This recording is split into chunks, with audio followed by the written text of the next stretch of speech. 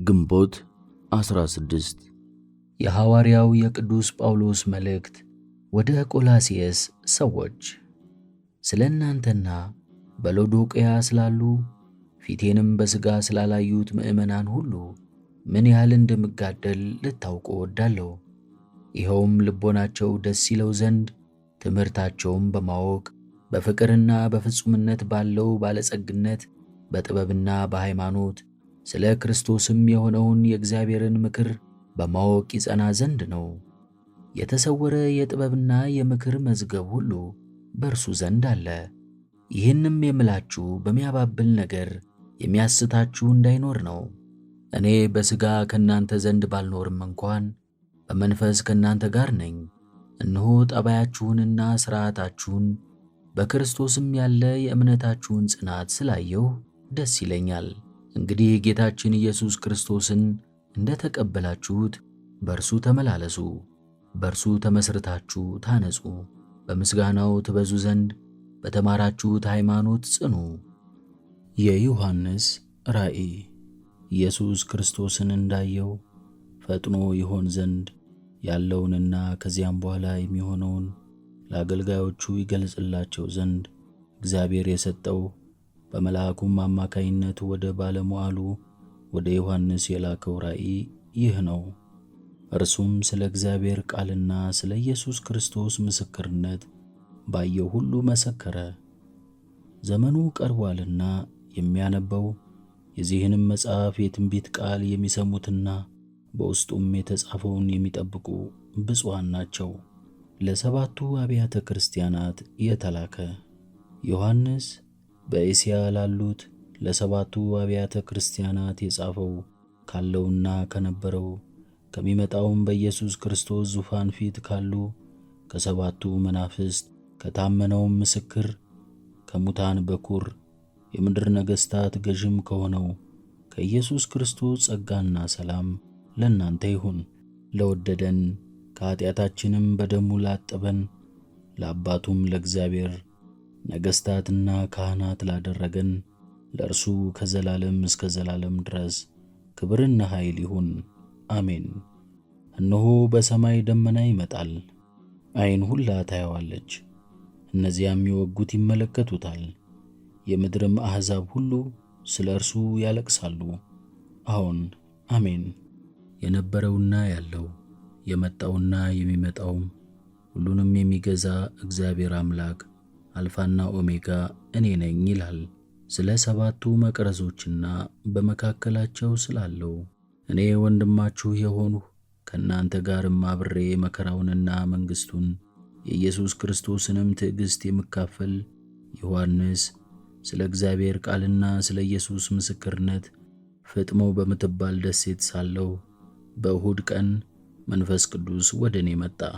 ከወደ ኋላዬም እንደ መለከት ድምፅ ያለ ታላቅ ድምፅን ሰማሁ።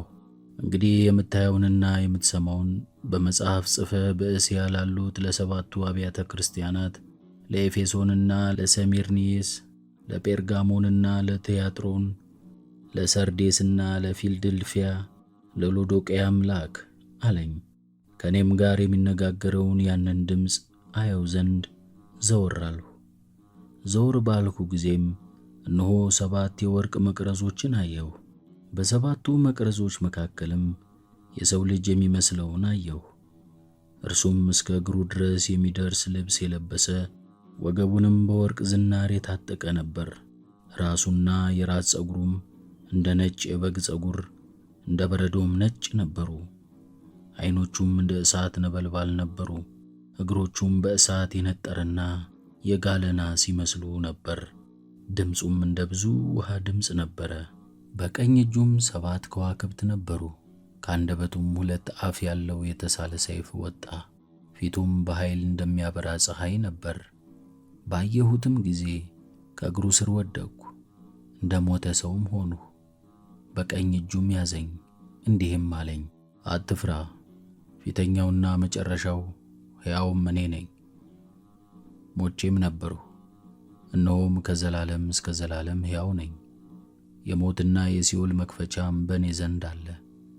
እንግዲህ ያየኸውን አሁንም ያለውን ከዚህም በኋላ ይሆን ዘንድ ያለውን ጻፍ። በቀኜ ያየሃቸው የሰባቱ ከዋክብትና የሰባቱ የወርቅ መቅረዞች ትርጓሜያቸው ይህ ነው። ሰባቱ ከዋክብት የሰባቱ አብያተ ክርስቲያናት አለቆች ናቸው። እነዚያ ሰባቱ መቅረዞችም ሰባቱ አብያተ ክርስቲያናት ናቸው። መጀመሪያው የዘብዴዎስ ልጅ የሐዋርያው የቅዱስ ዮሐንስ መልእክት። የሕይወት ቃል። ስለ ሕይወት ቃል ከመጀመሪያው የነበረውንና በጆሮአችን የሰማነውን በዓይኖቻችንም ያየነውን የተመለከትነውንም እጆቻችንም የዳሰሱትን እንነግራችኋለን። ሕይወት ለእኛ ተገልጻለችና አየናት፣ ምስክርም ሆንን። ለእናንተም ከአብ ዘንድ ያለችውንና ለእኛ የተገለጠችውን የዘላለምን ሕይወት እንነግራችኋለን። እናንተም ከእኛ ጋር አንድ ትሆኑ ዘንድ ያየናትንና የሰማናትን እንነግራችኋለን። አንድነታችንም ከአብና ከልጁ ከኢየሱስ ክርስቶስ ጋር ነው። ደስታችሁም ፍጽምት ትሆን ዘንድ ይህንን እንጽፍላችኋለን።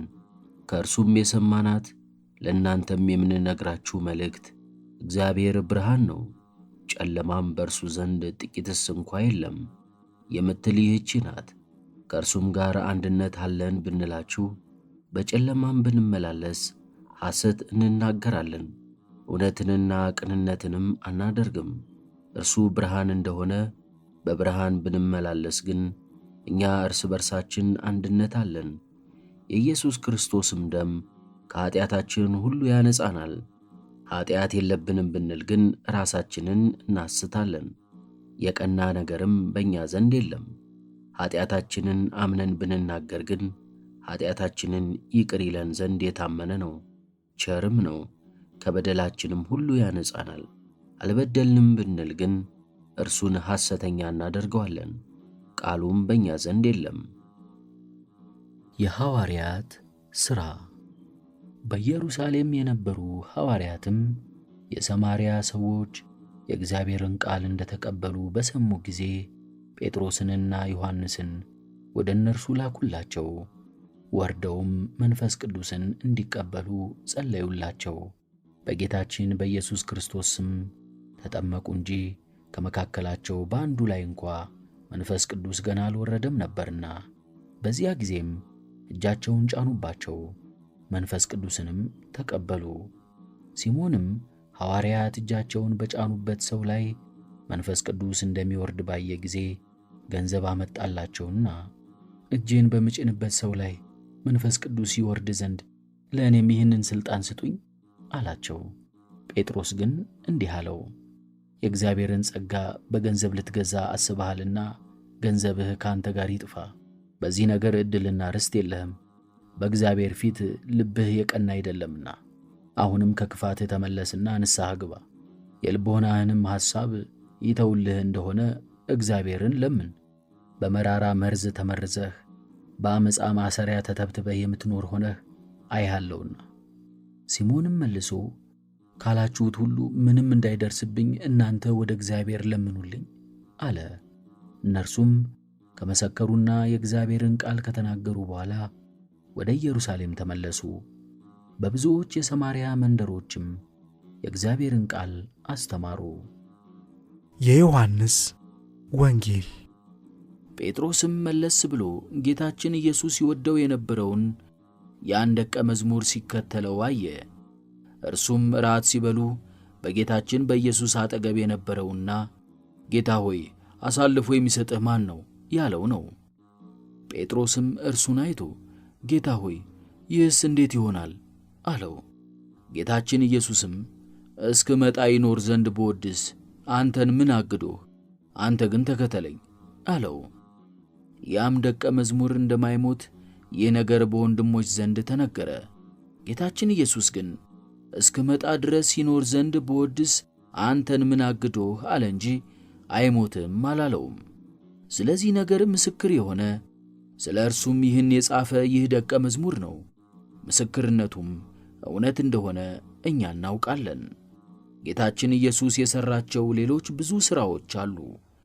ሁሉ እያንዳንዱ ቢጻፍ ግን የተጻፉትን መጻሕፍት ዓለምስ እንኳን ባልቻለችውም ነበር።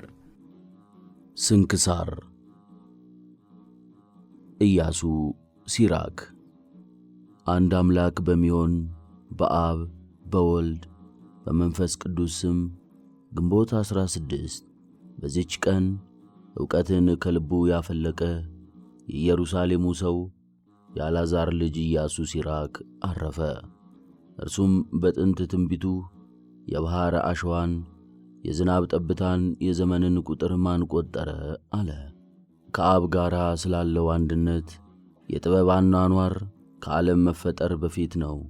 ለጥበብ መገኛዋ ለማን ተገለጠ? የጥበብ ምክሯንስ ማን አወቀ? በእግዚአብሔር ዙፋን ላይ የምትቀመጥ እጅግ የምታስፈራ ናት አለ። ሁለተኛም እኔ ከልዑል አፍ ወጥቼ ምድርን እንደ ጉም ሸፈንኋት፣ በሰማያትም እኖራለሁ፣ ዙፋኔንም በደመና ምሰሶ ላይ ዘረጋሁ። ብቻዬን በሰማይ ዳርቻ ዞርኩ፣ በውቅያኖስም ጥልቅ ውስጥ ማረፊያ እየፈለግሁ በባሕር ውኃ ላይ ሁሉ ተመላለስኩ አለች አለ። ስለ ወልደ እግዚአብሔርም ሰው መሆን እንዲህ አለ። እግዚአብሔር በያዕቆብ ዘንድ እደሪ፣ በእስራኤልም ዘንድ ተዋረሺ አለኝ አለች። ደግሞ ስለ መድኃኒታችን ሞትና ስለ አይሁድ መጥፋት በወጥመዱ ይጠመዳሉ፣ የመሞቻቸው ጊዜም ሳይደርስ ይሰጥማሉ አለ። ስለ ንስሐና ከንስሐ በኋላ ወደ ኀጢአት ስለ መመለስ እንዲህ አለ። ከታጠቡ በኋላ ቆሻሻን መዳሰስ ምን ይጠቅማል? ደግሞ ስለ ቤተ ክርስቲያን መታነጽና ስለ ሕዝብ እንዲህ አለ። አቤቱ በስምህ የተጠሩና በበረከት ያበዛሃቸውን ወገኖችን ይቅር በል። መመስገኛህና ማደሪያህ የሆነች አገርህ ኢየሩሳሌምንም ይቅር በል። የቃልህንም በረከት በጽዮንና በልጆቿ ላይ ሙላ። ስለ ሹማምንትና ስለ 7ቱ ማዕርጋት ሲናገር እንዲህ አለ። 7ቱን ኃይሎች የተቀበለች የሰው ሰውነቱ ጉበኛ ናት። ከዚህም ሁሉ ጋር መንገድህን ያቀናልህ ዘንድ ወደ ልዑል እግዚአብሔር ጸልይ። ስለ ጻድቃንም እንዲህ አለ። የጻድቃን ልጆች በዱር ጠል የዱር አበባ እንዲያብብ እንዲሁ ብቀል አብብም። እንደ ሊባኖስም መዓዛ መዓዛችሁ እንዲሁ የጣፈጠ ይሁን። ዳግመኛም የእግዚአብሔርን ሥራ ሲያስብ እንዲህ አለ። የሰማይን ንጽሕናውንና ጽናቱን ብርሃኑንም ያሳይ ዘንድ በሰማይ ገጽ ላይ ፀሐይን ማውጣቱን በቀትርም ጊዜ አገሩን ማቃጠሉን አስቦ እንደ ምድጃ እሳት የሚነድ ላቦቱን ማን ይቃወማል? የፀሐይ ዋይ ሦስተኛውም ተራሮችን ያቃጥላቸዋል፣ ከእርሱም የእሳት ወላፈን ይወጣል አለ። ጨረቃም ለዓለም ምልክቱ ነው፣ በእርሱም የዘመናት የበዓላት ምልክት ይታወቃል። ስለ ከዋክብትም የሰማይ ጌጦቿ የከዋክብት ብርሃናቸው ነው። በእግዚአብሔር ቅዱስ ፈቃድ እንዲሁ ያበራሉና በሥርዓታቸውም ጸንተው ከልካቸውም ሳይፋለሱ ሳይሳሳቱ ጸንተው ይኖራሉና አለ። ስለ ቀስተ ደመናም ተናገረ። ቀስቱን አየሁ፣ ፈጣሪውንም አከበረ። ብርሃኑ መልካም ነውና የልዑል ሥልጣንም ያዘጋጀዋል። ስለ በረድና መብረቅም ተናገረ። ስለ እርሱ ትእዛዝም በረድ ይዘንማል፣ በቃሉም መብረቅ ይፈጥናል። ደመናትም እንደ አዕዋፍ ይበራሉ፣ ነፋስም በእርሱ ፈቃድ ይነፍሳል። የነጎድጓድ ድምፅና ብልጭልጭታውም ምድርን ያስፈራታል። አውሎውና ውርጩ ነፍስን ያስጨንቃታል። ሰማይን እንደ ብረት ልብስ የሚሸፍነው እንደ ስለታም የብርጭቆ ስባሪ ይብለጨለጫል አለ። ስለ ዝናብም ተናገረ። ዝናብ የወረደ እንደሆነ ምድርን ደስ ያሰኛታል፣ በትእዛዙም ባሕር ይደርቃል አለ። አባቶቻችንም በተሰጣቸው ሀብት ሲያመሰግናቸው ሄኖክ እግዚአብሔርን ደስ እንዳሰኘው፣ ኖህም ጻድቅ ሆኖ እንደተገኘ፣ አብርሃም ታማኝ እንደሆነ፣ ይስሐቅም ለሰው ሁሉ የሚጠቅም በረከት እንደተሰጠው፣ ለያዕቆብም በቸርነቱ እንደተገለጠለት 12ቱንም ነገድ እንደወለዳቸው፣ በሰውና በእግዚአብሔርም ዘንድ እንደተወደዱ፣ ሙሴንም ስም አጠራሩ የከበረ የመላእክትም ብርሃን መልኩና ስም አጠራሩ የሆነ አለ። ወንድሙ አሮንንም የዘላለም ሕግን እንደሠራለት በልብሰ ተክህኖና በወርቅ አክሊል እንዳስደነቀው አለ። ሹመቱ 3ኛ የሚሆን የአልዓዛር ልጅ ፊንሐስንም ወደሰ።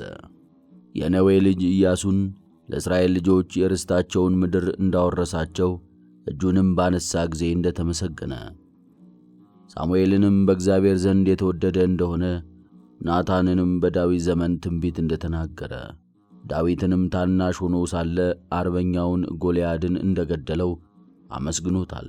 ሰሎሞንም በሰላም ወራት እንደነገሰ ኤልያስንም ሙት እንዳስነሳ እሳትንም ከሰማይ እንዳወረደ ራሱም በእሳት ሰረገላና በእሳት ፈረሶች እንዳረገ ኤልሳዕንም በዘመኑ ጠላቶች እንዳስደነገጡት 2 ሙታኖችንም እንዳስነሳ አንዱን በሕይወት ሳለ አንዱን ከሞተ በኋላ ሕዝቅያስንም አገሩን አጽንቶ እንደጠበቀ የፋርስንም ሰራዊት በጸሎቱ አጥፍቶ ስለ ሀገራቸው ጽዮን የሚያለቅሱትን ደስ እንዳሰኛቸው ርኩሰትንና ኃጢአትንም እንዳስወገደ ኢዮስያስንም የኢዮስያስ ስም አጠራሩ መልካም ነው እንዳለው ኤርምያስንም ከእናቱ ማኅፀን ጀምሮ እንዳከበረው ሕዝቅኤልንም የእግዚአብሔርን ጌትነት እንዳየ ዘሩባቤልንም በቀኝ እጅ እንዳለ ሐቲም ቀለበት ነው እንዳለው 12ቱ ነቢያትንም በየቦታቸው አጽማቸው እንደሚለመልም ሆሴዕና ነህምያንም የወደቀች ቅጽርን አንጽተው ጠቃሚ ሥራ እንደሠሩ ዮሴፍንም እርሱን የመሰለ ደግ ሰው እንዳልተወለደ ኖህና ሴምንም ክብራቸው ከሰው ሁሉ እንደሚበልጥ አዳምንም በፍጥረት ሁሉ ላይ ንጉሥ እንደሆነ ስምዖንን በዘመኑ ቤተ መቅደስ እንደታነጸ በሕዝቡ ከምርኮ መመለስም እንደተመሰገነ በመጽሐፉ መጨረሻም በሁሉ ቦታ ታላላቅ ሥራ የሚሠራና ዕድሜያችንን የሚያስረዝም እግዚአብሔር አምላክ አመስግኑት አለ። ይህንንም ተናግሮ በፍቅር በአንድነት አረፈ። ለእግዚአብሔርም ምስጋና ይሁን፣ በረከቱም ከእኛ ጋር ትኑር ለዘላለሙ አሜን። ቅዱስ ዮሐንስ ወንጌላዊ። በዚህችም ቀን የወንጌላዊው ቅዱስ ዮሐንስ መታሰቢያው ነው።